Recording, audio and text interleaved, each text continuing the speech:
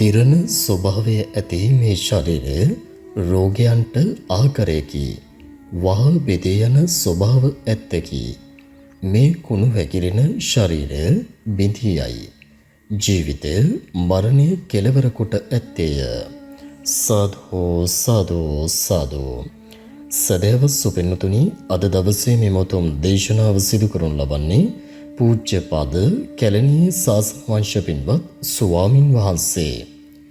අද දවසේ දායකත්වයෙන් කටයුතු කරනු ලබනවා මෙම උතුම් ධර්ම දේශනය කරුණ නාලිකාව තුලින් විකාශනය කිරීම සඳහා එංගලන්තයේ ජීවත් වන තිලිනි තරංගා මාදිවල දියණියගේ පින්වත් මෑණියන් විසින් සදැහැති දායකත්වය දරා තිබෙනවා. මෙම උතුම් දේශනාව සිදු කිරීම සඳහා ස්වාමින් වහන්සේට ගෞරවයෙන් ආරාධනා කරමු. අවසරයි ස්වාමින් වහන්සේ.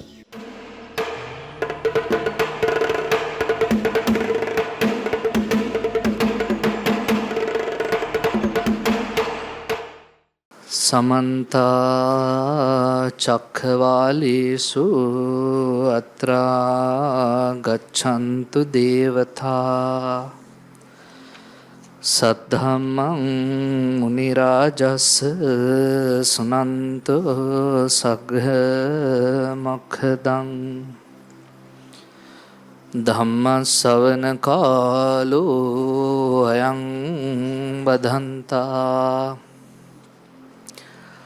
ධම්ම ශ්‍රවණ කාලෝ අයං බදන්තා ධම්ම ශ්‍රවණ කාලෝ අයං බදන්තා. නමෝ තස් භගවතු අරහතෝ සම්මා සම්බුද්දස්ස. නමෝ තස් භගවතු අරහතෝ සම්මා සම්බුද්දස්ස. නමෝ තස් භගවතු අරහතෝ සම්මා සම්බුද්දස්ස. තස්මා තිහතේ ගහපති එවං සික්ඛිතබ්බං යම්පිදං දිඨං සුතං මුතං විඤ්ඤාතං පත්තං පරිසිතං අනුවිචරිතං මනසා තම්පින උපාදිස්සාමි නචමේ තන්නේසිතං විඤ්ඤාණං භවිස්සන්ති ති එවං හිතේ ගහපති සික්ඛිතබ්බන්ති තී. ශ්‍රද්ධා බුද්ධ සම්පන්න කාරුණික වාසනාවන්ත ගුණවන්ත සත්පුරුෂ පින්වත්නි, ගොඩක් අය හිතන් ඉන්නවා පින්වත්නි වෙසක් කියන්නේ කූඩු කියලා. වෙසක් කියන්නේ තොරන් කියලා හිතාගෙන ඉන්න අය ඉන්නවා. වෙසක් කියන්නේ ඔලුබක්කෝ කියලා හිතන් ඉන්න අය ඉන්නවා නේද? එහෙම එක එක අය එක එක විදිහට වෙසක් කියන එක අර්ථ දක්වනවා. බුදුරජාණන් වහන්සේ දේශනා කරපු වෙසක් අද අපි දකින කානිවල් වෙසක් වලට වැඩිය ගොඩක් වෙනස්. ඒක හොඳට අපි තේරුම් ගන්න ඕනේ.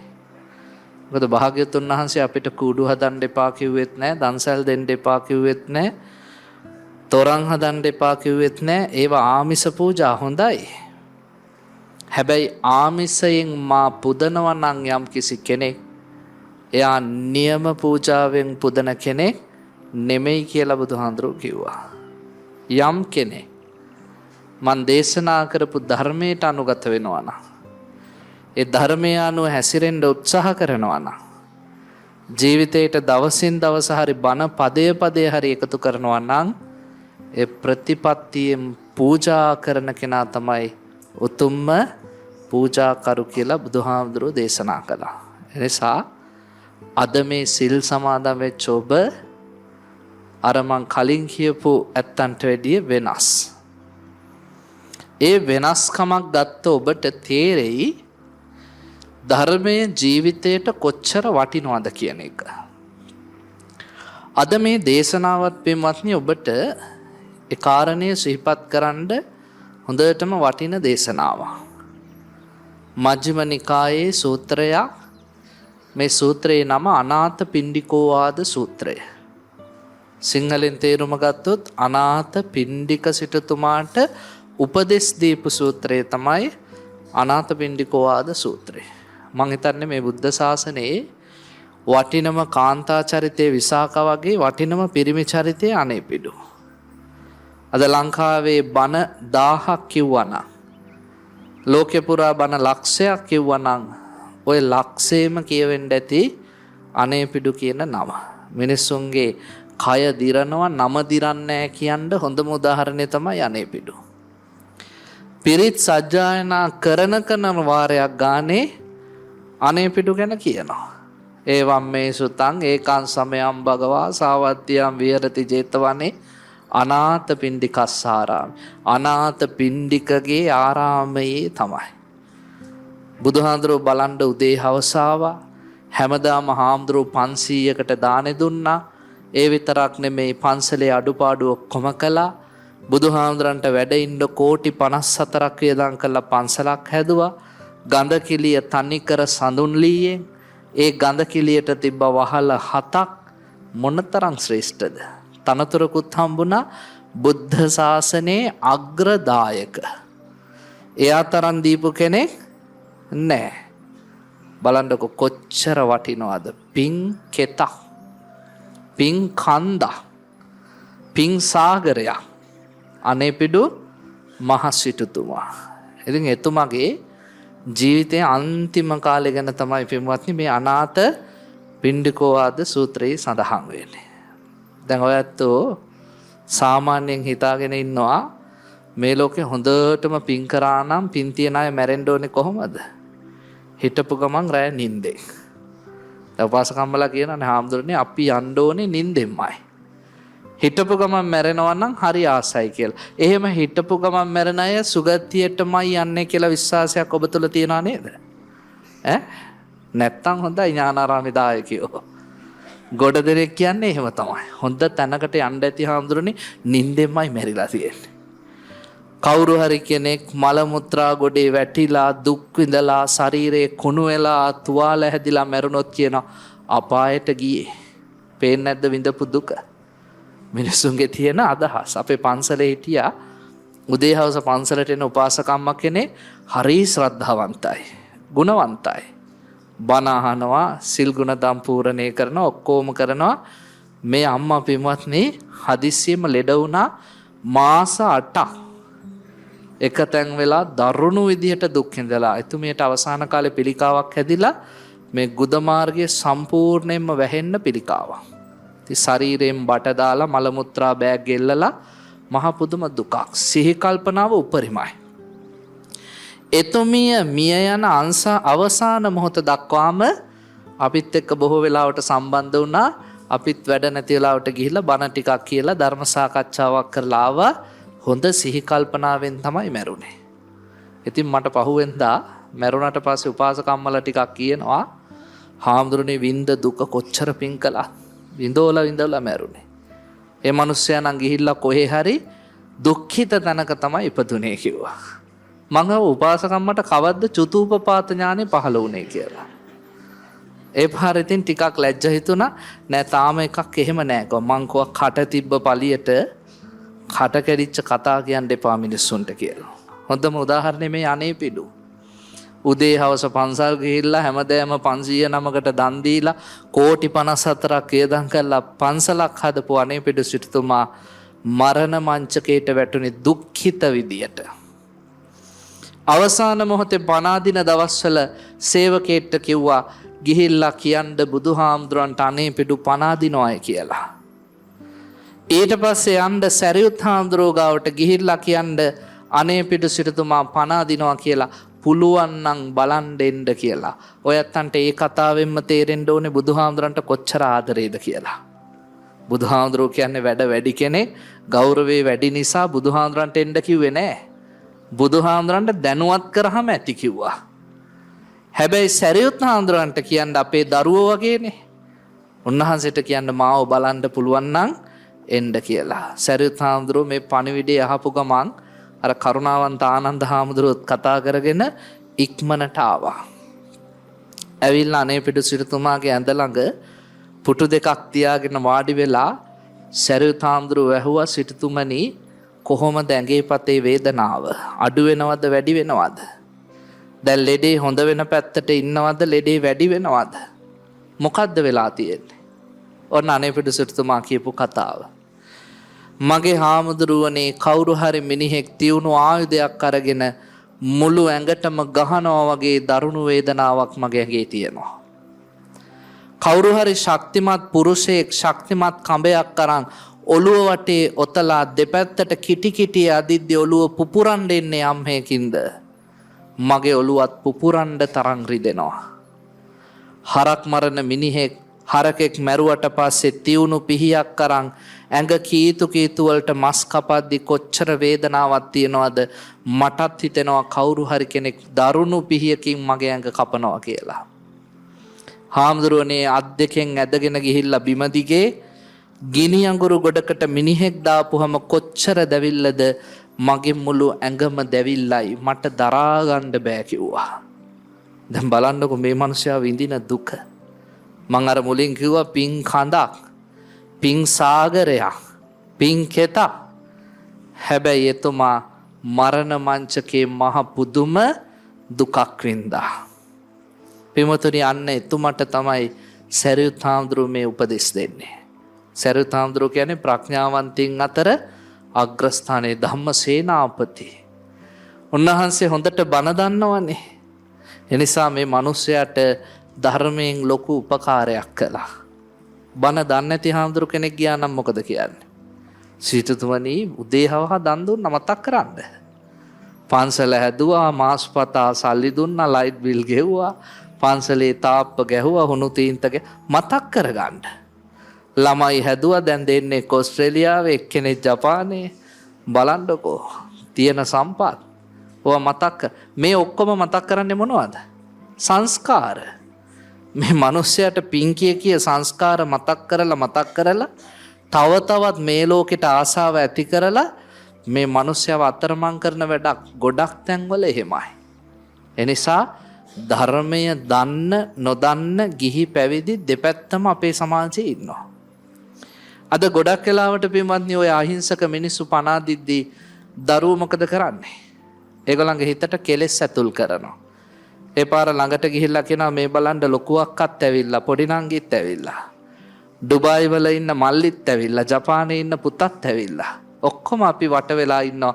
ඔයා අපිව දාලා යන්න එපා කියනවා. මොනවද මේ දෙන්නේ? රාගසිතුවිලි කාමසිත ආසාවෙන් බඳිනවා. තව සමහරු අර මිනිස්සයා පණ දෙද්දි කාමරේ ගහ ගන්නවා. ලොකු පුතාටනේ ඔක්කොම දුන්නේ. එයාට කියලා ඔක්කොම කරගන්න. අපිට මොකුත් දුන්නේ නැහැ. දේපල වලට මරා ගන්නවා. පණ දින මිනිහා මැරෙන්නේ ද්වේෂසිතුවිලි හිතේ තියාගෙන. මෝහසිතුවිලි දාන්නෙත් නැද්ද? දානවා. සමහරු පණ දින මිනිස්සයා ළඟ ඉඳගෙන කියන හප්පේ කොහොම හිටපු මිනිස්සෙක්ද? හිටපු ගමන් කෙහෙල් කඳ කපලා දැම්මා වගේ ඇඳට වැටුණා. සුවර් එකටම කවුරු හරි බඩට මොන හරි දීලා. එහෙම නැත්නම් අපේ වත්තට මිනි අලු ටිකක් ඉහලා. අපිට ගුරුකම් කරලා නැත්නම් මෙහෙම වෙන්න විදිහක් නෑ. අර ධර්මයේ ඔක්කොම පැත්තකට දාලා. මේ ඔක්කොම මිනිස්සු ලෙඩ වෙනවා. ඒවා මතක නෑ මේ ගුරුකම් කරලාලු ලෙඩ ඇඳට දාලා තියෙන්නේ. මෝහසිතුවිලි. ඉතින් මැරෙන්න ඉන්න වෙනියට සැනසීමේ මැරෙන්න පුළුවන්ද? බෑ. ඒකයි මං කිව්වේ බන දන්න අයයි බන නොදන්න අයයි මරණ මංචකයේදී ලොකු වෙනසක් කරනවා අපේ මරණින් මතු ජීවිතේට. සරියුත් හාමුදුරුවෝ පින්වත්නි මේ මොකවත් මතක් කරේ නෑ. අඩු ගානේ කෝටි 54ක පන්සල්වත් හාමුදුරුවෝ 500කට දා ඕවා මොකවත් කියන්නේ නැතුව අඩුම ගානේ එතුමට සිටුතුමනි කියලාවත් කතා කරේ නෑ. ඇයි ඒ? මං සිටුවරේ කියන තැනටත් ඇලෙයි කියලා සරියුත් හාමුදුරුවෝ හිතලා එතන ඉඳන් කතා කරේ ගෘහපතිය.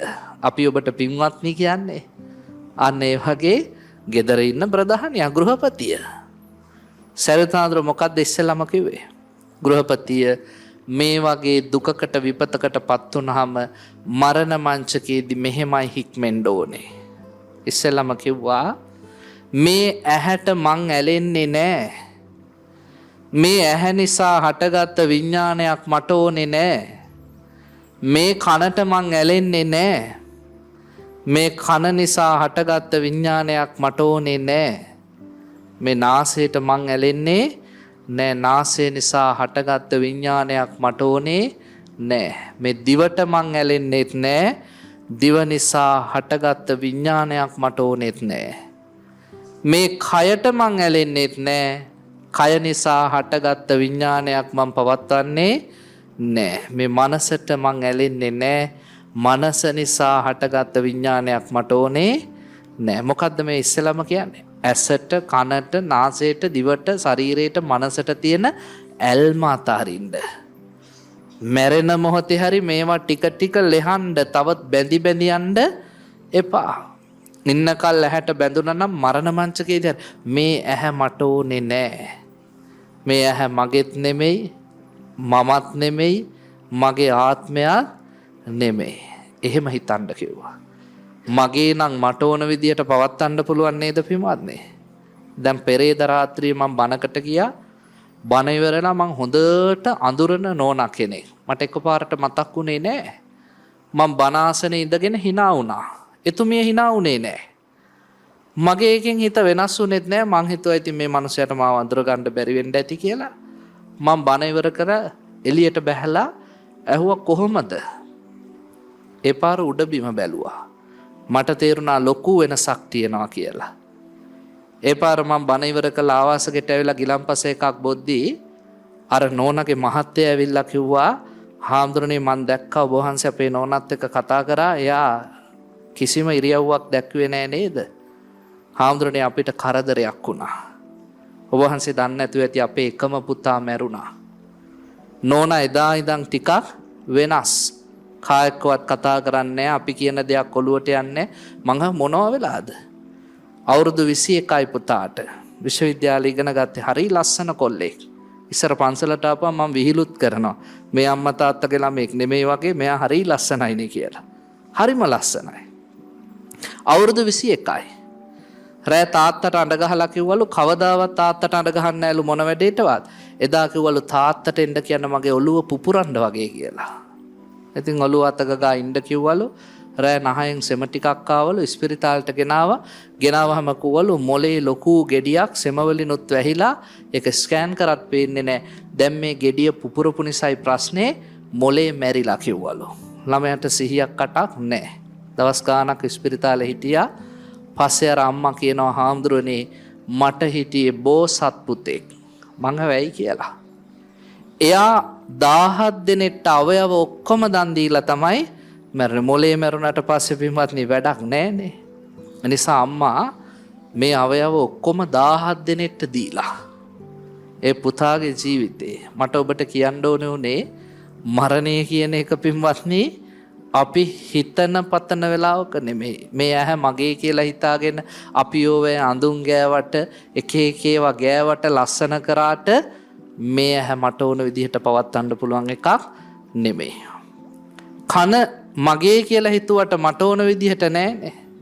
ශරීරය මගේ කියලා හිතුවට මට ඕන විදිහට නෑ. මගේ නම් මට ඕන විදිහට මට පවත්වන්න පුළුවන්. හැබැයි භාග්‍යතුන් වහන්සේ කියන මේ ඉන්ද්‍රියන් එකක්වත් පවත්වන්න බෑ. සරියුත් හාමුදුරුවෝ දීපු පළවෙනි උපදෙස මේ ඉන්ද්‍රියන් ගැන තියෙන ආසාව අතාරින්න. ඊළඟට කියනවා සිටුතුමනි මේ විදිහටත් හික්මෙන්න. ගෘහපතිය සිටුතුමනි නෙමෙයි ගෘහපතිය මේ විදිහට හික්මෙන්න කොහොමද? මේ ඇහෙන් දැක්ක රූපවලට මං ඇලෙන්නේ නෑ. ඒ රූප නිසා හටගත්ත විඥානයක් මට ඕනේ නෑ. කනෙන් අහපු ශබ්දෙට මං ඇලෙන්නේ නෑ. ඒ ශබ්ද නිසා හටගත්ත විඥානයක් මට ඕනේ නෑ.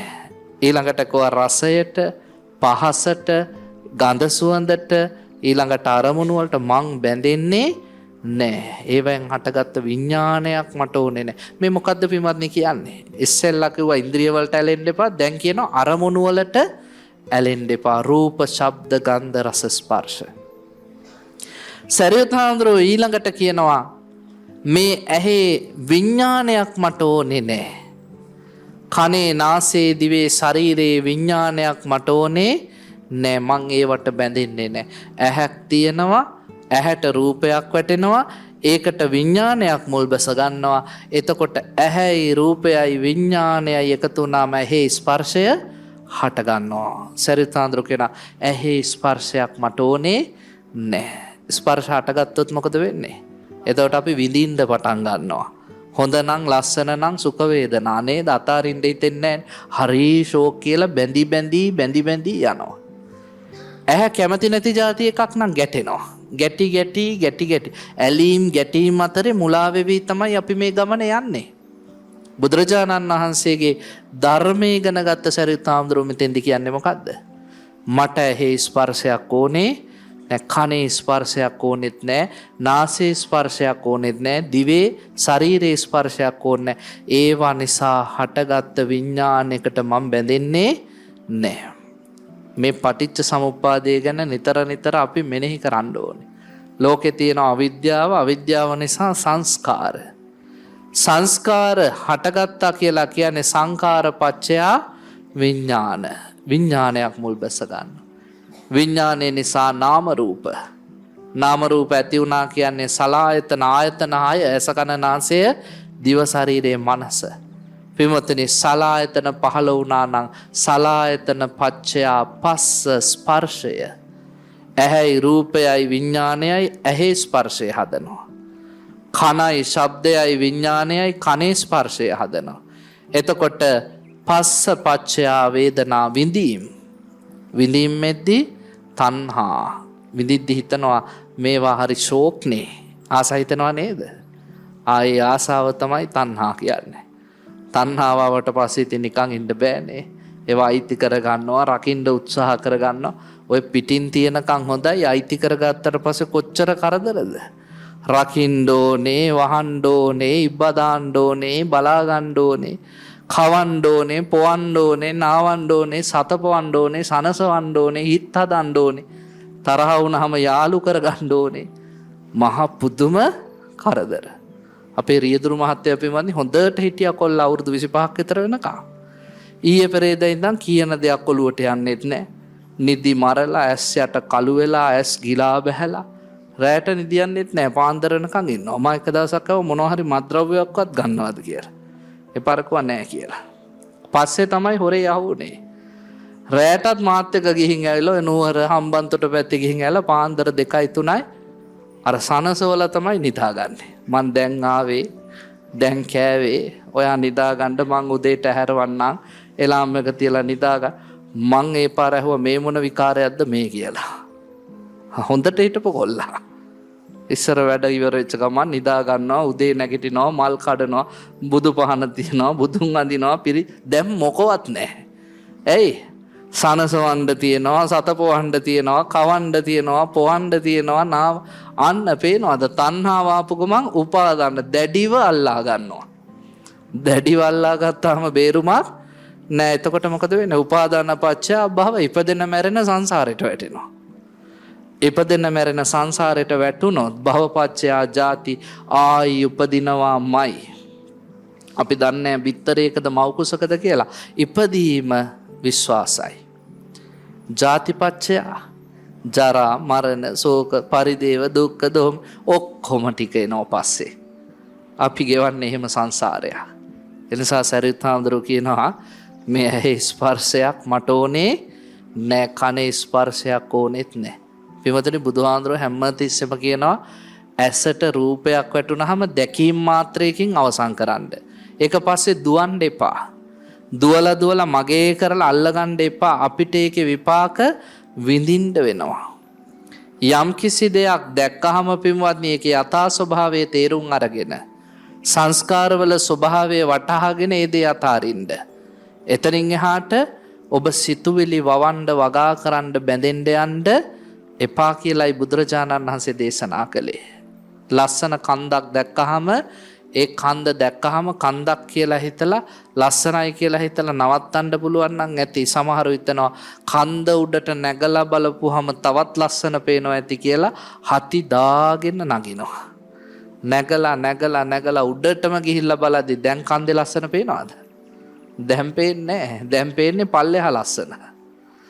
දැන් ආයේ මිනිස්සයා පල්ලෙහාට බැස්සොත් තමයි ආයි කන්දේ ලස්සන පේන්නේ. පේනවාද? අල්ලගන්න ගිය හැමදේම එහෙම තමයි. පිටින්දම් බලනකම් හොඳයි.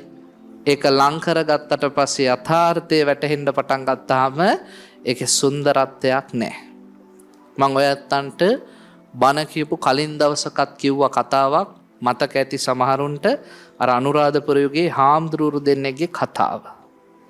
ලොකු හාමුදුරුවෝයි පොඩි හාමුදුරුවෝයි රුවන්වැලි සෑය වඳින්න ගිහිල්ලා රුවන්වැලි සෑය දිහා බලාගෙන වැඳගෙන ඉඳිද්දි ලොකු හාමුදුරුවෝ කව පුංචි නම මේ ලෝකේ වටිනම තැන විශ්වයේ බලගතුම තැන අපි මල් ටිකක්වත් ගෙනාවේ නැහෙනි කියලා. පොඩි හාමුදුරුවෝ අඩි දෙක තුනක් පස්සට ගිහිල්ලා දිව්‍ය තලයකට වැඩලා මල් කඩාගෙන ආවා. ලොකු හාමුදුරුවෝ පූජා කරන ගමන් හිතුවා මනුස්ස ලෝකේ මල් නෙමෙයි මේවා. අපේ පොඩි නමට එ르දි බලය ඇති දෙන්න ඕනේ උපදෙසක් කියලා. රුවන්වැලි සෑයේ පඩිපෙළ බහින ගමන් කිව්වා පුංචි නම එ르දිය තිබ්බට කමන්නේ හිත විශ්වාස කරන්න එපා. ඇහෙන් දකින රූප, කනෙන් අහන ශබ්ද, නාසයෙන් දැනෙන ගඳ සුවඳ විශ්වාස කරන්න එපා. ඒවට බැඳෙන්න එපා, ඇලෙන්න එපා. ඒ ඔස්සේ සිතුවිලි ගොඩ නගන්න එපා. මගේ කරලා අල්ලගන්න යන්න එපා. පිස්සුද ලොකු හාමුදුරනේ මම ඕවා කරනවද කියලා ඇහුවා. එපාරකෝ හා හොඳයි ඒවා කරන්නේ නැත්තම් හොඳයි. හැබැයි මතක තියාගන්න එකක් එහෙම කළොත් කවදා හරි දවසක එක හැක් පේන පොට්ට ගෑනු කෙනෙක්ගෙන් කැඳ බිබී ගෙදෙට්ට වෙලා ඉන්න වෙයි කිව්වා. පොඩි හාමුදුරුවෝ මට නම් ඕවා කවදාවත් වෙන්නේ නැහැ කියලා. කාලයක් ගියා අනුරාධපුර අහසේ එ르දියෙන් එහෙ මෙහෙ යද්දී ලස්සන කටහඬක් ඇහුණා. බැලුවා පොළොව දිහා. පොළොවේ ගෑනු ළමෙක් තරුණ රෙදි වනනවා සින්දු කිය. ඒ පාර රූපෙට වශී වුණා. රූපෙත් ලස්සනයි. රූපේ පස්සේ ගියා මගේ කරලා අල්ල ගන්න හිතුවා. සද්දෙටත් රැවටුණා. බැස්සා පොඩි හාමුදුරුවෝ අහසින් පොළොවට. සිවුර පැත්තකින් තියලා සරං කෑල්ලක් ඇඳගෙන සිවුරු අතෑරියා. අනුරාධපුර යුගයේ විතරක් නෙවෙයි අදත් එහෙමයි ඉන්නවානේ. එහෙම තමයි. අන්තිමට එ르දියක් නැහැ මොකවත් නැහැ. ගෙදර. කාලයක් යද්දී නෝනා කිව්වා දැන් ඉතින් පන්සලේ හිටියා වගේ දානේ හම්බ වෙන්නේ නැහනේ. රස්සාවක් කරන්න. මොකද්ද කරන්න පුළුවන්? මට නූල් කටින්න පුළුවන්. එහෙනම් ඉගෙන ගන්න කිව්වා. නූල් කටින රස්සාව කළා. කාලයක් යද්දී නෝනා ගෙදෙට්ට වෙලා හිටියා. මෙයා නූල් කටින රස්සාව කරනවා. ටික පින්වත්නි අර මුල් කාලේ තිබ්බ සෙනෙහස ප්‍රේමය අඩු වෙලා ගියා. ඔය නෝනලා මුල් කාලේ මේ මහත්තුරුන්ටත් එක එක ලස්සන වචන කියනවානේ. නේද? ගෑනු අයගේ වචන ගැන පරණ බමුණු කිව්වේ කොහොමද?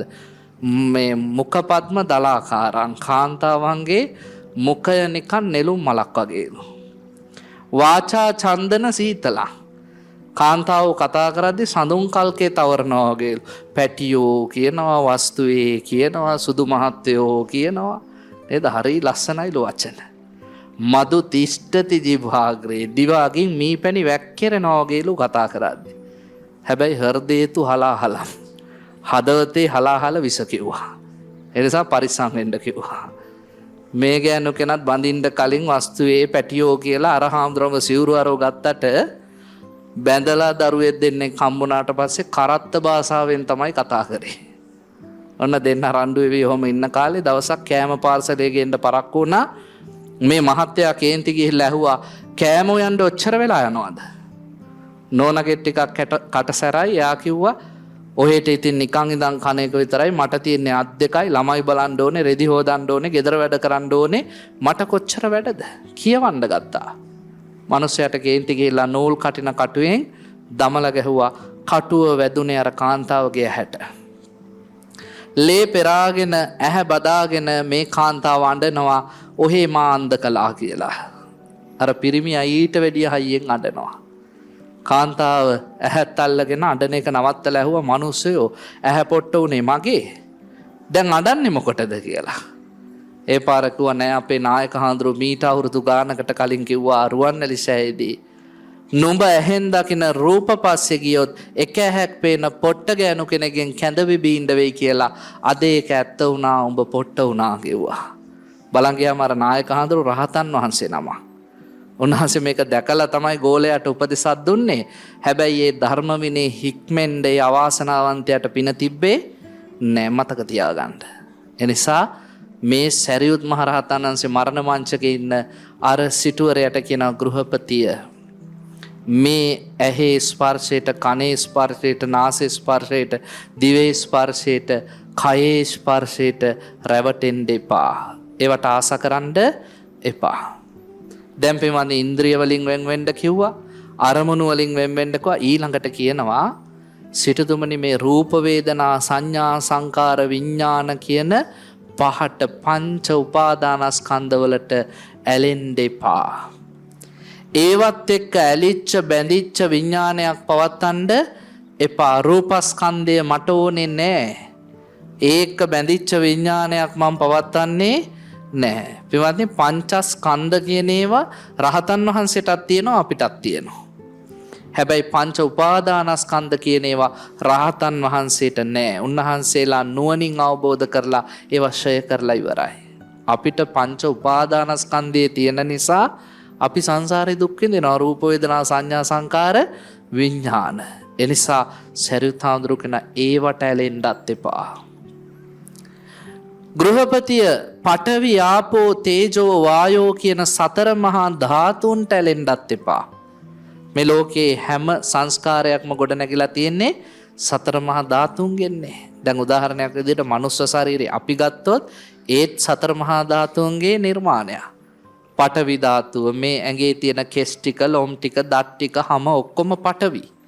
ආපෝ කිව්වේ වැగిරෙන දේවල්.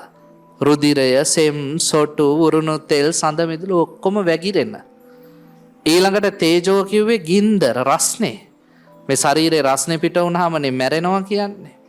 වායෝ කියන්නේ හැම අවයවයක් ඇතුළෙම තියෙන වාතය. ඒ වායෙන් තමයි මේ ශරීරය සකස් වුනේ. එතකොට කියනවා පඨවි ධාතුවට මං ඇලෙන්නේ නෑ. අඩු ගහනේ නියපොත්තක්වත් මම ඇලෙන්නේ නැති මට්ටමට මැරෙන්නේ. මේ හැමතවත් මං ඇලෙන්නේ නෑ. මේ කනටවත් මං ඇලෙන්නේ, දත් ටිකටවත් මං ඇලෙන්නේ නෑ. එහෙම ඇලිච්ච විඥානයක් මට ඕනේ නෑ. තේජෝ වායෝ ධාතු වලටවත් මං ඇලෙන්නේ නෑ. ආයි මේ සරියුත් හාමුදුරුවෝ කියන ගෘහපතිය ඔබතුමා හිතන්න ඕනේ මං අරූප බ්‍රහ්ම ලෝකවලට ඇලෙන්නේත් නෑ.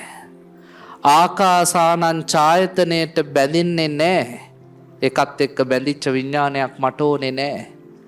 ආකින් සංඥායතනයට මම බැඳෙන්නේ නෑ. ඒක බැඳිච්ච විඥානයක් මට ඕනේ නෑ. විඥානං ඡායතනයට බැඳෙන්නෙත් නෑ. නේව සංඥා නා සංඥායතනයට බැඳෙන්නෙත් නෑ. ඒවා එක්ක බැඳිච්ච විඥානයක් මට ඕනේ නෑ. ඊළඟට ආයි කියනවා ගෘහපතිය ඔබතුමා මෙලොවට බැඳෙන්න එපා. මේ ලෝකෙ එක්ක බැඳිච්ච විඥානයක් පවත්තන්නත් එපා. මේ ලෝකෙට නෙමෙයි වෙන ලෝකයකට බැඳෙන්නත් එපා. ඒ ලෝකෙත් එක්ක බැඳිච්ච විඥානයක් පවත්තන්නත් එපා. අන්තිමට කියනවා ගෘහපතිය කොටින්ම කිව්වොත් කෙටියෙන් ඇහෙන් දැක්ක, කනෙන් ඇහුව, නාසයෙන් ගඳ සුවඳ වින්ද, දිවෙන් රස වින්ද, ශරීරයෙන් පහස වින්ද, මනසින් අරමුණු ගත කිසිම දෙයකට බැඳෙන්න එපා. සමහරු පින්වත්නි මරණ මංචකේ කාපු ඒවා මතක් කරනවා නේද? මැලේසියාවේ ගීපු වෙලාවේ කෑව අයිස්ක්‍රීම් එක මැරෙනකන් කන්න බැරි වුණා එච්චර රස එකක්. එහෙම කියනවා නේද?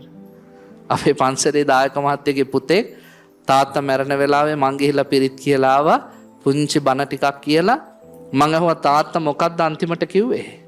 හාමුදුරනේ මාර වැඩේනේ. හාමුදුරු ගිහිල්ලා ටික වෙලාවකින් තාත්තා කුකුල් මස් ගෙනත් දෙන්න කිව්වලු. රසයට. ඒ රසය අතෑර ගන්න බෑ. ඔයත් හිතනවාද අන්තිම මරණ මංචකයේදීත් අතෑර ගන්න බැරි නම් මේගොල්ලෝ මේ අතහැරීම් කවදා කොහේ කරන්නද?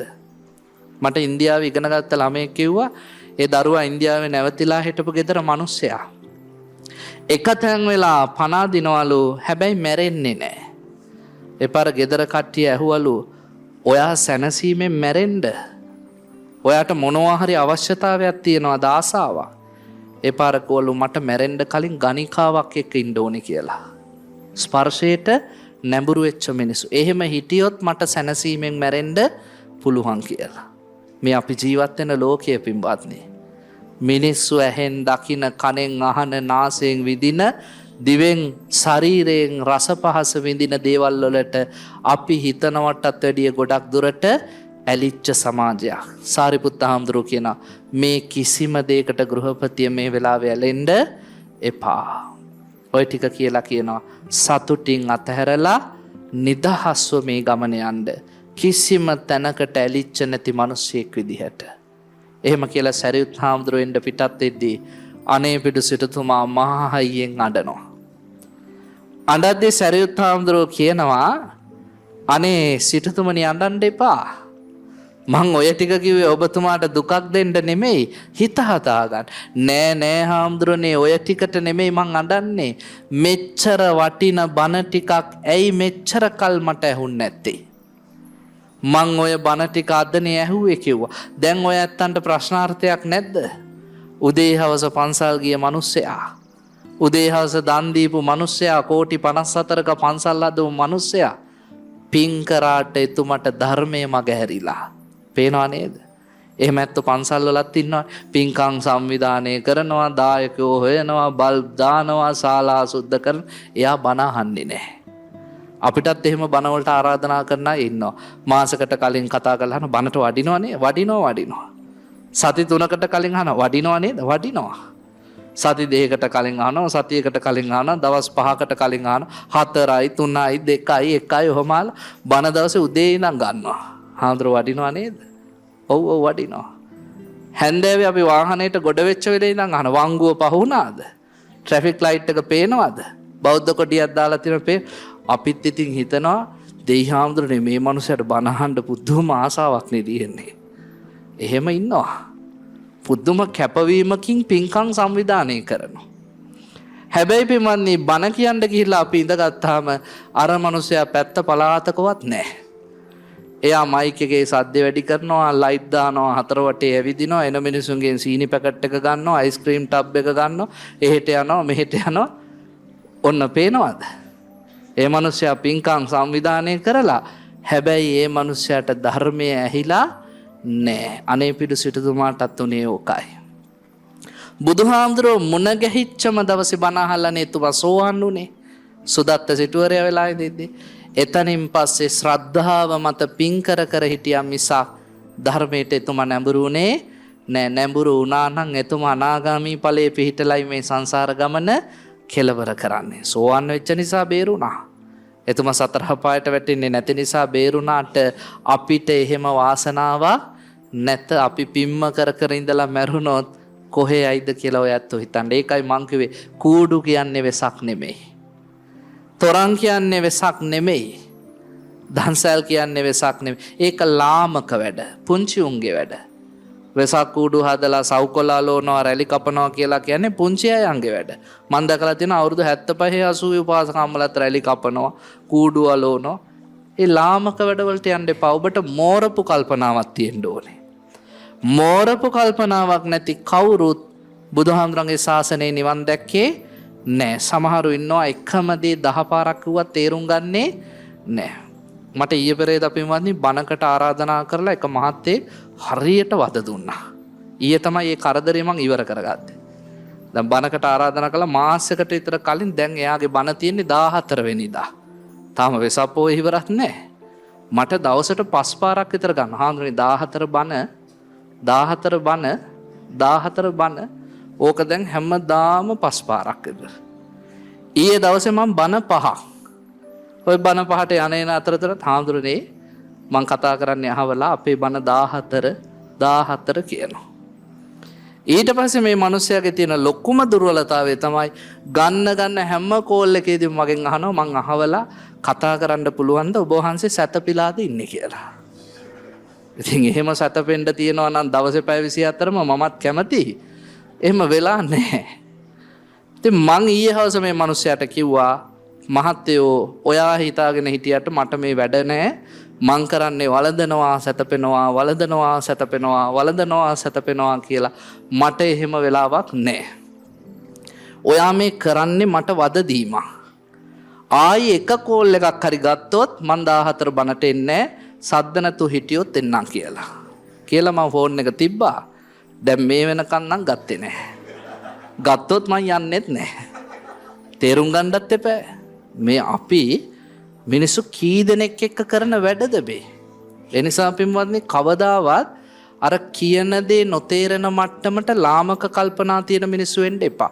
ධර්මයේ වුණත් එහෙමයි. සමහර උපාසකම්ලාට එකම බණපදේ කියනවා තේරෙන්නේ නැහැ. ඇයි ඒ? කෙලෙස් වලින් වැහිලා, අවිද්‍යාවෙන් වැහිලා, කර්මඵලයෙන් වැහිලා. ඒගොල්ලෝ සංසාරේ කරපු කම්මාවරණ, ක්ලේශාවරණ, මේ අවිජ්ජාවරණ මේ ඔක්කොගෙම වැහිලා. එතකොට ඒගොල්ලන්ට මේ ධර්මය තේරුම් ගන්න ටිකක් අමාරුයි. ධර්මයේ තේරුම් ගන්න තියෙන්න ඕනේ මොකද්ද? මෝරපු කල්පනාව. බුදුහාඳුරෝ ජීවමාන කාලේ දවසක් බුදුහාඳුරෝ කුටියෙන් එළියට බහැලා ඇවිදිනවා, සක්මන් කරනවා. බුදුහාඳුරෝ එළියට බහැලා සක්මන් කරද්දී අවුරුදු 7ක පුංචි හාමුදුරු කෙනෙක් ඇවිල්ලා බුදුහාඳුරෝ ඇවිදින විදිහ බලන් ඉඳලා ඒ විදිහටම ඇවිදින්න උත්සාහ කරනවා. පුංචි අය හරි ආසයිනේ වැඩිහිටියන් අනුකරණය කරන්න. බුදුහාඳුරෝ ඇවිදින විදිහටම හුරතල් විදිහට අඩිය තියති ඇවිදින. අවුරුදු 7යි. මේ හාමුදුරුවෝ සෝපාක හාමුදුරුවෝ. බුදුරජාණන් වහන්සේ නැවතිලා ළඟට ඇවිල්ලා ඔළුව අත ගාලා ඇහුවා, සෝපාක එක කියන්නේ මොකද්ද? සෝපාක හාමුදුරුවෝ hina වෙලා කිව්වා, එක කියන්නේ සබ්බේ සත්තා ආහාරත් තිතිකා. සියලු සත්වෝ ආහාර මත යැපේ. මම ඔයත්තන්ගෙන් අහන්නේ ඇහුවනම් ඔය උත්තරේ දෙන්න නැතුව කලින් එක මොකද්ද කියලා ඔයත් ඔයගේ අපේ පවුල කියලා. අපේ ගෙදර තමයි එක කියලා. ඇයි ඒ?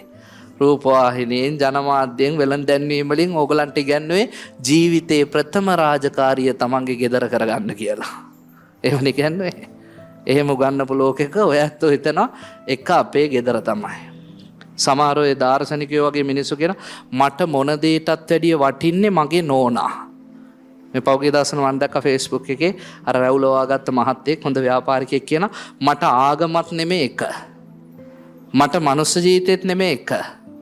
මට වෙන කිසිම දෙයක් නෙමෙයි, ව්‍යාපාරත් නෙමෙයි, අධ්‍යාපනයවත් නෙමෙයි එක මගේ නෝනා. මොකද එයා බැඳලා ඉන්නේ ලංකාවේ ලොකුම ව්‍යාපාරිකයෙක්ගේ දුව. එතකොට ඉතින් නෝනා අංක 1 වෙන්න එපා. ලංකාවේ මුළු ලංකාවටම හාල් දෙන්න පුළුවන් මහත්තයෙක්ගේ දුව බැඳලා තියෙන්නේ. එතකොට එයා කියන්න ඕන එක තමයි නෝනා. පින්වත්නි මේ මිනිස්සුන්ගේ මතවලට රැවටෙන්න එපා. අපිට මොකද්ද ජීවිතයේ අර්ථය කියන එක තේරෙන්න ඕනේ. බුදුහාඳුරෝ එක නෙමෙයි කියලා කියන්න බෑනේ අපි කාටවත්. මේ ලෝකේ පහළ වෙච්ච අසම සම පුරුෂයා. මං හිතන්නේ ලෝකේ ලස්සනම වචනේ තමයි බුදුහාමුදුරුවෝ. ඊට වැඩිය ලස්සන වචනයක් නැහැනේ. මිනිස්සුන්ට ධර්මයේම විතරයි අවශ්‍ය. වෙන මොකවත් වැඩක් නැහැ. අපි හරි කපටි නිසා අපිට හැමදේම නැති වෙලා. අපි ඒ වෙලාවට ගැළපෙන උත්තර දෙන්න යනවා. දවසේ වැඩ කටයුතු වලදී අපි කරන්නේ කපටිකන්. අපි සල්ලි හම්බ කරලා, වැඩට ගිහිල්ලා, ළමයින්ව පෝෂණය කරලා, ගෙවල් දොරවල් හදලා, ඔක්කොම කරලා වෙලා තිබ්බොත් හවසට මල් ටිකක් කඩලා බුදුන් වදිනවා. වෙලා තිබ්බොත් මං ඒකයි කිව්වේ අපි කපටි කියලා. අපි හරිනම් කරන්න ඕනේ ඔක්කොටම කලින් බුදුන් වැඳලා වෙලා තිබ්බොත් සල්ලි හම්බ කරන්න. වෙලා තිබ්බොත් ළමයි ගැන බලන්න. වෙලා තිබ්බොත් වැඩට යන්න. ඇයි මං එහෙම කියන්නේ? මේ ලෝකේ ළමයි හැදුවා කියලාවත්, සල්ලි හම්බ කරා කියලාවත්, රස්සාවල් කරා කියලාවත්, ආයතන නඩත්තු කළා කියලාවත් අපි සුගතිය යන්නේ නෑ. නිවන් මාර්ගයේ පසක් වෙන්නේ නෑ. මේ ලෝකේ හැමෝම අපිව දුකට දාන්න උත්සාහ කරේ. අපේ අම්මා තාත්තත් එහෙමයි. අපේ අම්මලා තාත්තලා පින්වත්නි අපේ ආදරයට කියපු හැම දෙයකම තිබ්බේ දුකනේ. දැන් මගේ තාත්තා මම පුංචි කාලේ ඉඳන් කිව්වා ඉගෙන ගන්න රස්සාවක් කරන්න. ගෙයක් හදන්න, කසාදයක් බඳින්න, ළමෙක් හදන්න, මොනපුරෙක් ගේන්න අපිට හුරතල් කරන්න. මගේ තාත්තා විතරක් නෙවෙයි ඔය ඇත්තන්ගේ තාත්තලා කිව්වෙත් ඔක්කොම කෙලෙස් නේද? අපිව ආයි මේ සංසාරේ උපද්ද දුක් විඳින්න තමයි අපේ තාත්තලා අපිට උපදෙස් දුන්නේ. හැබැයි අපි හැමෝගෙම තාත්තා බුදුහාමුදුරුවෝ විතරක් අපිට කිව්වා දරුවනේ දැන් දුක් විඳ ඇති. මෙච්චර කල් දුක් විඳන්නේ දැන් මේක නවත්තමු. ඔන්න අපිට සැබෑම ආදරේ තාත්තා. ඒකයි අපි බුදුහාමුදුරන්ට මගේම බුදු පියාණන් කියන්නේ. මගේම බුදු මෑණියන් කියන්නේ. ඒ නිසා තක්කඩි අදහස් වලට රැවටෙන්න එපා. එක මොකද්ද කියලා අහපුවම කිව්වේ මේ එක තමයි සියලු සත්වෝ ආහාරය මත යැපේ. දෙක මොකද්ද? නාමංච රූපංච නාම රූප. තුන මොකද්ද? තීනි වේදනා, සුඛ වේදනා, දුක්ඛ වේදනා, අදුක්ඛම සුඛ වේදනා. ඊළඟට කො 4 මොකද්ද? චතුරාර්ය සත්‍ය. 5 මොකද්ද? 6 මොකද්ද? 7 මොකද්ද? 8 මොකද්ද? 9 මොකද්ද? ඔහොම අහගෙන ගිහිල්ලා 10 මොකද්ද කියලා ඇහුවා. 10 කියන්නේ රහතන් වහන්සේගේ අංග 10. බුදුහාඳුරෝ හිස අත ගාලා කිව්වා අද ඉඳන් සෝපාක ඔයා උපසම්පදා. අවුරුදු 7යි. දැන් අවුරුදු 20ට අඩු කිසිම හාමුදුරු කෙනෙක්ට උපසම්පදාව දෙන්නේ නැහැ. මොකද මෝරපු කල්පනා නැහැ. බුදුහාඳුරේ ඒකයි කිව්වේ මම පිරිනවම් පෑවට පස්සේ කාටවත් එහෙම දෙන්න එපා. මෝරපු කල්පනාව එන්න මිනිස්සුන්ගේ අඩු වෙලා යනවා. ප්‍රඥාව හීන වෙනවා. හැබැයි බුදුහාඳුරෝ අවුරුදු 7 පුංචි හාමුදුරුවන්ටත් උපසම්පදාව අනුමත කළා. හොඳට මතක තියාගන්න. ඒ මෝරපු කල්පනාවයි අපිට ඕනේ. මේ ටික කියද්දී අනේ පිටු සිටුතුමා ඇහුවේ ඒකයි. අනේ කොහෙද මෙච්චර කල් මේ බණ තිබ්බේ? ඒ පාර සිටුතුමා වස්වසන්ඩ සරියුත් හාමුදුරුවෝ කියනවා ඕවා ඉතින් හාමුදුරුවෝ තේරුම් ගන්න බණනේ. ගිහියන්ට ටිකක් අමාරුයි කිව්වා. ඒ පාර සරියුත් හාමුදුරන්ට කියනවා අනේ පිටු සිටුතුමා නෑ ගිහියෝ අතරත් ඉන්නවා කෙලෙස් අඩු අය. ඒගොල්ලන්ට ඔය බණ තේරුම් ගන්න පුළුවන්. ඒ නිසා ගැඹුරුද සරලද කියලා නෑ ඔබ වහන්සේලා බණ කියන්න. තේරුම් ගන්න මිනිස්සු තේරුම් ගනි. අද මම මේ වෙලාවේදී මේ ඔයත්තන්ට කිව්වේ බුදුදහමේ ගැඹුරුම කතාවක් ඈ. මේක සරල කතාවක් නෙමෙයි. හැබැයි මම මෙතන ඉන්න පුංචි මෑයන්ටත් තේරෙන්න සරලව කිව්වා. බුදුහාඳුරන්ගේ බණ පින්වත් නෙමේ ගැඹුරු සරල කියලා කතාවක් නැහැ. සමහරු හාමුදුරුවෝ එහෙම බෙදලා තියෙනවානේ. දැන් මං ගැන කියද්දි ගොඩක් අය කියන්නේ අනේ හරි සරලෝනේ හාමුදුරු බණ කියන්නේ කියලා. සමහර හාමුදුරුවෝ ගැන කියන්නේ ඒ හාමුදුරුවෝ කියන්නේ ගැඹුරු බණ කියලා. එහෙම එකක් නැහැ. බුදුහාඳුරන්ගේ මොන සතරපද ගාතාව ගත්තත් ගැඹුරුයි. මේක පරම ගාම්භීර ධර්මයක්. ගැඹුරුයි. දේශකයා දක්ෂ වෙන්න ඕනේ මිනිස්සුන්ට තේරෙන්න මේ බණ ටික සරල කරලා කියන්න. ඒකනේ විචිත්‍ර ධර්ම කතිකයෝ කියන්නේ. ධර්ම කතික ස්වාමීන් වහන්සේ කෙනෙක්ගේ එක ලක්ෂණයක් තමයි අර පරම ගම්බීර ධර්මයේ තේරෙන විදිහට කියන එක. එනිසා මේක සැහැල්ලු කරලා ගන්න එපා. දහමේ තියෙන ගැඹුරුම කැලලා. ඉතින් ඔහොම කියලා සරියුත් හාමුදුරුවෝ පිටත් වුණා. හොඳයි එහෙනම් අපි ගිහිල්ලා එන්නම් කියලා. පේනව නේද දැන් ලෙඩෙත් යටපත් වුණා කියලා. අර වේදනාවෙන් කෑග ගහ හිටපු අනේ පිටු සිටුතුමාගේ මනස සම්පූර්ණයෙන්ම අතහැරීමට යොමු කරලා වේදනාවත් යටපත් කළා. චිත්ත ශක්තිය. ඒ පාර සරියුත් හාමුදුරුවෝ පිට වෙලා පොඩි දුරයි ආවේ. අනේ පිටු සිටුතුමා හුස්ම හෙළුවා. අවසන් හුස්ම හෙළලා මරණයටපත් වුණා. මරණයටපත් වෙච්ච අනේ පිටු සිටුතුමා තුසිත දිව්‍ය ලෝකේ ඉපදුනා. අනාථපිණ්ඩික දිව්‍ය පුත්‍රයා කියලා රාත්‍රී කාලේ ජේතවනාරාමේ බබළුවාගෙන ආවා. ඇවිල්ලා බුදුහාමුදුරන්ට වැඳලා කිව්වා බුදුහාමුදුරුවෝ වැඩ ඉන්න හාමුදුරුවෝ පිරිච්ච මේ ජේතවනාරාමේ දැක්කහම මන්තරම් සතුටු වෙන කෙනෙක් ඉන්නවද? බුදුහාමුදුරනේ යම් කිසි කෙනෙක්ට රහත් වෙන්න ඕනේ නම් එයා කර්මයේ කර්මඵලයේ විශ්වාස කරන්න ඕනේ. පිවිදුණු මනසකින් අප්‍රමාදීව කටයුතු කරන්න ඕනේ. ඒ විතරක් නෙමෙයි ඒ හාමුදුරුවෝ සියලුම දේවල් අතහරින්න දක්ෂ කෙනෙක් වෙන්න ඕනේ. කෙලෙස් දුරු කරන්න ඕනේ. අටලෝ දහමින් නොසැලී ඉන්න කෙනෙක් වෙන්න ඕනේ.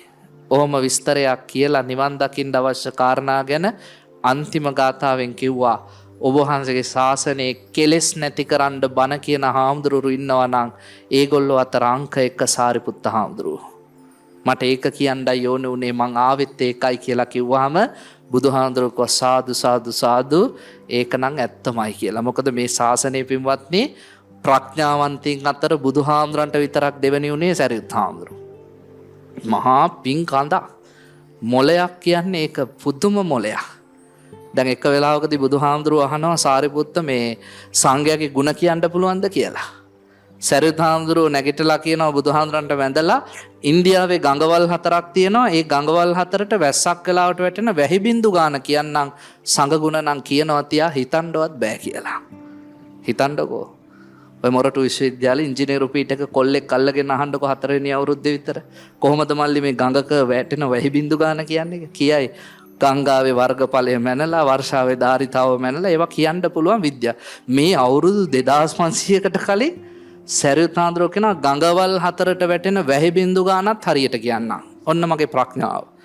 හැබැයි සංඝ ගුණ නම් කියනවා තියා හිතන්නවත් බෑ කිව්වා. බුදුහාඳුරෝ 3 පාරක් සාදුකාර දුන්නා. ඒ නිසා සංඝයාට බණිද්දි ටිකක් පරිස්සම් වෙන්න.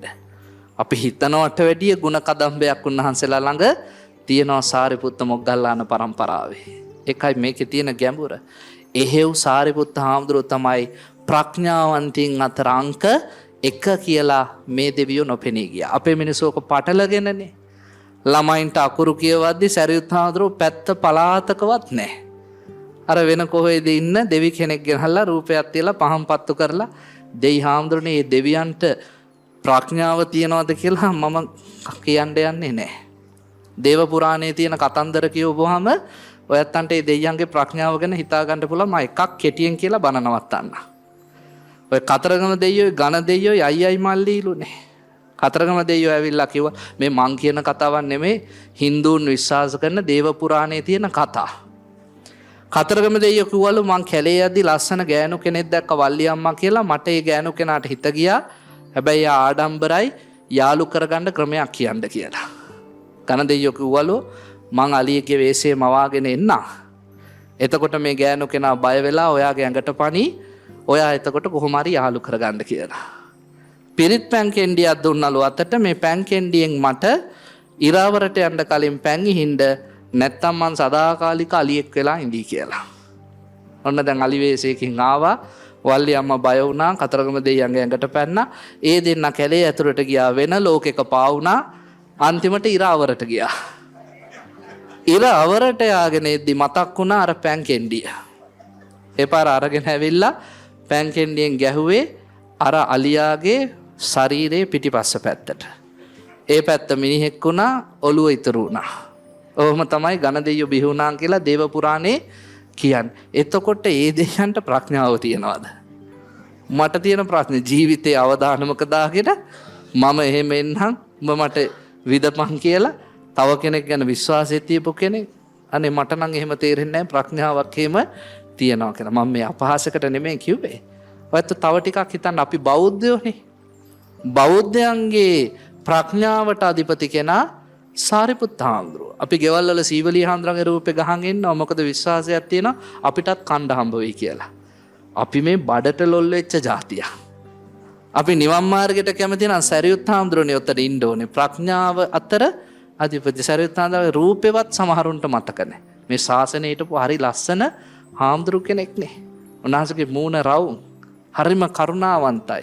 මිනිස්සු ඉස්සර හිතනවලු සරියුත් හාමුදුරුවෝ මොන තරම් ලස්සනද කියලා. උන්වහන්සේ hina වෙද්දි හරිම සිරියාවන්තයි. උන්වහන්සේගේ මිනිස්සු ඇහුවාම දානෙට මොනවාද ඕනේ? තෙත උනත් කමන්නේ, වියලි උනත් කමන්නේ, උගුරෙන් පල්ලෙහාට යනවා නම් බඩ පිරෙනවා නම් මොනවා හරි කමන්නේ. බලන්නකො උත්තරවල තිබ්බ සැහැල්ලුව. හාමුදුරන්ට කුටියක් හදලා දෙන්නද? හොඳයි. කොහොම කුටියක්ද ඕනේ? භාවනාවට ඉඳගත්තාම ඔළුවයි දනිස් දෙකයි තෙමෙන්නේ නැත්තම් ඇති කිව්වා. ඒ කියන්නේ අඟල් දෙකක් විතර පළල තියෙන එකක් ඇති කිව්වා.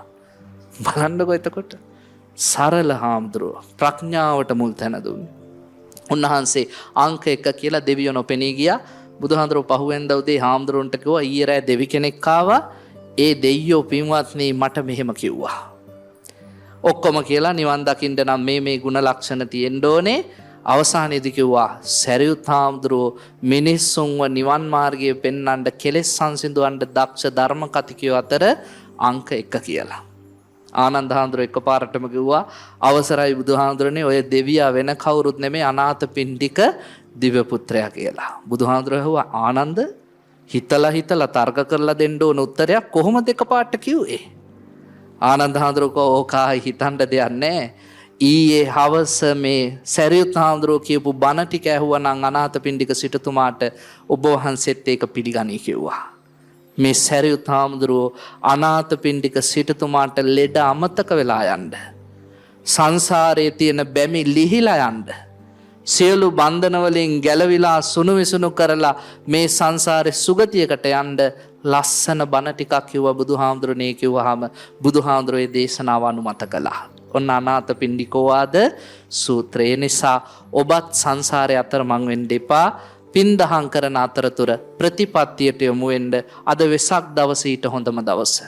මම මේ වසරේ හැම පොයෙම සිල් ගන්නවා. මම මේ වසරේ හැමදාම බණ අහනවා. මම මේ අවුරුද්දේ හැමදාම පන්සිල් පද 5 රකින්නවා. මම වෙනදට වඩා තුනුරුවනට හිතවත් වෙනවා. මම වෙනදට වැඩිය මගේ ගුණධර්ම පෝෂණය කරනවා. මං හොඳ බෞද්ධයෙක් විදිහට බුදුරජාණන් වහන්සේ සරණ යනවා. බුදුහාමුදුරන්ට වැඩිය කෙනෙක් මට ලෝකේ නෑ කියන තැනට આવොත් අන්න ඔබ හොඳම බෞද්ධය ගොන්නට ඇතුළත් වෙනවා. ඒ සඳහා මේ අහපු බණත් උපනිශ්‍රේම වේවා කියලා සාදු කියලා ප්‍රාර්ථනා කරන්න. අභිවාදන සීලිස්ස නිච්ඡං වද්ධාපචායිනෝ චත්තාරෝ ධම්මා වඩ්ඩಂತಿ ආයුවන්නෝ සුඛං බලං ආයුරාරෝග්‍ය සම්පatti සග්ග සම්පatti මේවච අතෝ නිබ්බාන සම්පatti මිනාතේ සමිච්ඡතු. අනන්ත තෙරුවන් ගුණ බෙලෙන් සියලු දෙනාටම යහපතක්ම වේවා.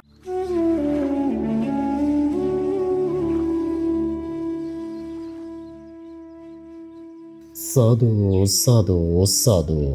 සදේව සුපින්නතුනි, අද දවසේ මේ මොතුම් දේශනාව සිදු කරා වූ පූජ්‍යපද කැලණී ශාසන වංශ පින්වත් ස්වාමින් වහන්සේට නිදුක් නිරෝග ආශිර්වාද ලැබේවායි අපි හැමදෙනාම සාදු නදින් ප්‍රාර්ථනා කරමු. සාදු සාදු සාදු.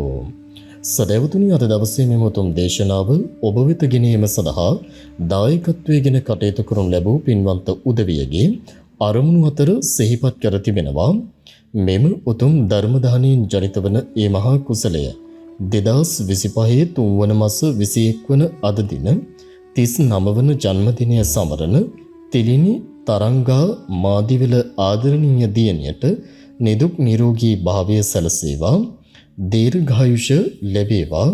ඇයගේ සියලුම යහපත් කාර්යයන් හා යහපත් ප්‍රාර්ථනාවන් ඒ අයුරින්ම සාර්ථක වේවා. ඊතා එක්මන් භවයකදී සසර දුක් නිමා කර උතුම් නිර්වාණ අවබෝධය ලැබීමට ප්‍රඥාව පහළ වීම පිණිස මෙම උතුම් ධර්ම දානමය කුසලය හේතු වේවා, වාසනාව වේවා. දේශකයන්න් වහන්සේටද එක්මන් භවයකදී සුඛ සහගත ප්‍රතිපදාවෙන් ප්‍රාර්ථනීය බෝධියකින් නිර්වාණ අවබෝධය ලැබීමට මෙම ධර්ම දේශනාමය කුසලය හේතු වේවා. මෙම උතුම් ධර්ම දානයෙන් ජනිත කරගත් කුසල ශක්තිය ජාති ජරා ව්‍යාධි මරණ දුක් කෙලවර අමා මහ නිවන් මඟ පූර්ණය කර ගැනීමට පාරමී ධර්මයක් ලෙස උපකාර වේවා. කර්ම රූප වාහිනී දායකත්ව ධර්ම දේශනාවක් සඳහා ඔබටද දායක විය හැකියි. ඔබේ අරමුණක වෙනුවෙන් අප නාලිකාවේ ධර්ම දානය සඳහා ආගමික අංශය සමග එකතු වෙන්න. 0.704 113 113 0.112 75 55 75